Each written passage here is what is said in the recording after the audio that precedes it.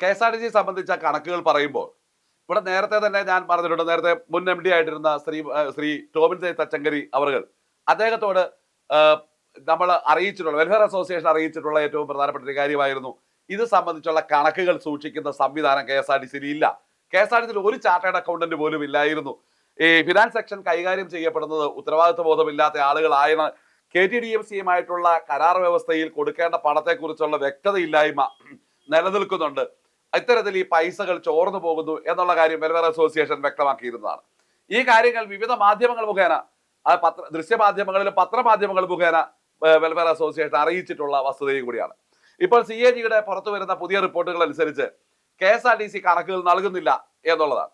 KSRTC വ്യക്തമായ കണക്കുകൾ നൽകുന്നില്ല എന്ന CAGയുടെ റിപ്പോർട്ട് വന്നിരിക്കുന്നു.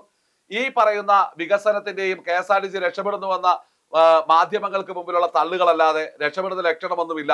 ഇത് വീണ്ടും കടത്തിലേക്ക് പൊക്കോണ്ടിരിക്കുന്നു. അതിന് കാരണം വരുമാനമില്ലാഞ്ഞിട്ടല്ല, യാത്രക്കാർ കയറാഞ്ഞിട്ടല്ല, മറ്റെവിടെയോ വലിയ കുഴിയുണ്ടാക്കി വലിയ തുളയുണ്ടാക്കി ചോർത്തിക്കൊണ്ടു പോകുന്നതാണ് എന്നുള്ളത് വ്യക്തമാക്കുന്നതാണ് CAGയുടെ ഈ പറയുന്ന റിപ്പോർട്ട്. ഇവിടെ CAG റിപ്പോർട്ടിനോടൊപ്പം ചേർത്ത് വായിക്കേണ്ട ഒരു കാര്യം, കഴിഞ്ഞ ദിവസങ്ങളിൽ മന്ത്രി നിയമസഭയിൽ പറഞ്ഞ ഏറ്റവും പ്രധാനപ്പെട്ട ഒരു കാര്യമുണ്ട്. അതായത് ഈ ഇടതുപക്ഷ ജനാധിപത്യ മുന്നണി ഗവൺമെന്റിന്റെ കാലഘട്ടത്തിൽ 10,000 കോടി രൂപ ഈ 8 കൊല്ലം കൊണ്ട് KSRTCക്ക് മൊത്തമായി നൽകിയിട്ടുണ്ട് എന്നുള്ളതാണ്.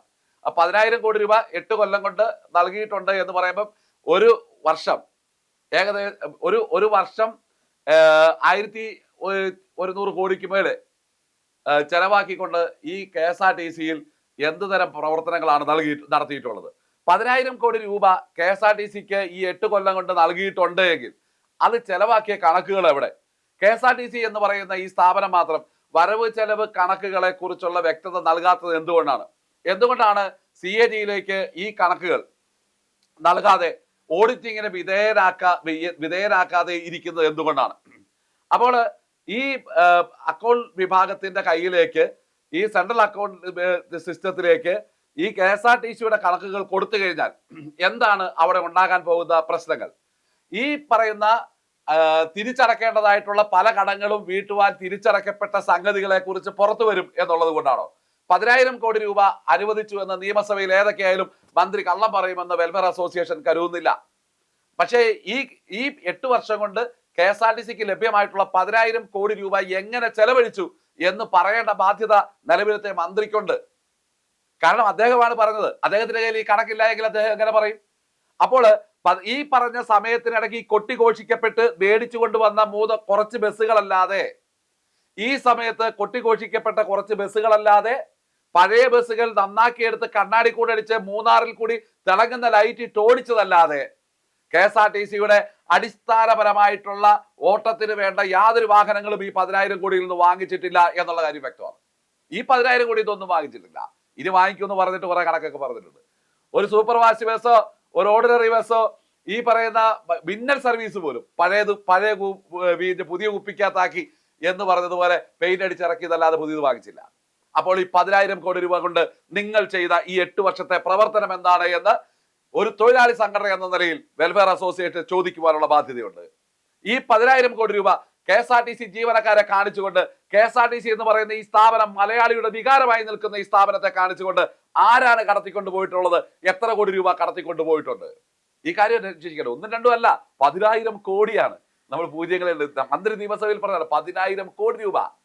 ഈ 8 കൊല്ലം കൊണ്ട് ഈ 10,000 കോടി രൂപ എങ്ങനെയാണ് ചെലവഴിച്ചിട്ടുള്ളത്?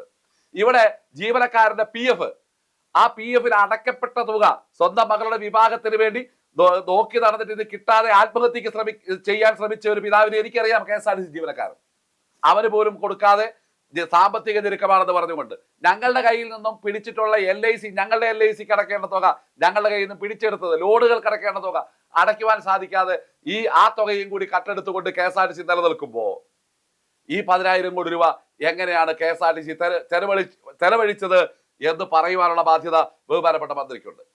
അപ്പോൾ നാം മനസ്സിലാക്കേണ്ടത്, അവിടെ കൂട്ടി വായിക്കുമ്പോഴാണ് CAGക്ക് കൃത്യമായ രീതിയിൽ കണക്ക് കൊടുക്കാതിരിക്കുവാൻ KSRTC ഭയക്കുന്നത് ആരെയാണ്?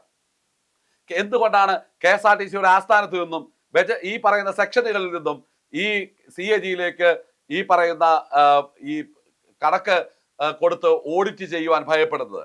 ഈ സ്ഥാപനത്തിന്റെ നഷ്ടത്തിന്റെ കാരണം ഇതാണ്. ഇവിടെ വരുന്ന കോടികൾക്ക് കണക്കുണ്ട്, ചെലവാക്കുന്ന കോടികൾക്ക് കണക്കില്ല. പകരം എല്ലാ നഷ്ടത്തിന്റെയും പാപഭാരം പാവപ്പെട്ട ജീവനക്കാരുടെ തലയിൽ കെട്ടിവെക്കുന്നു.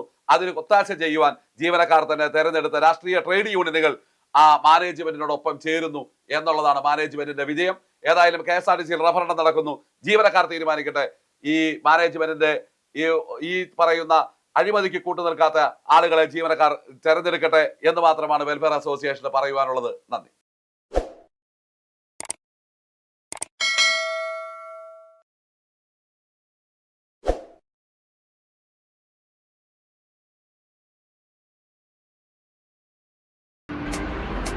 Thank you.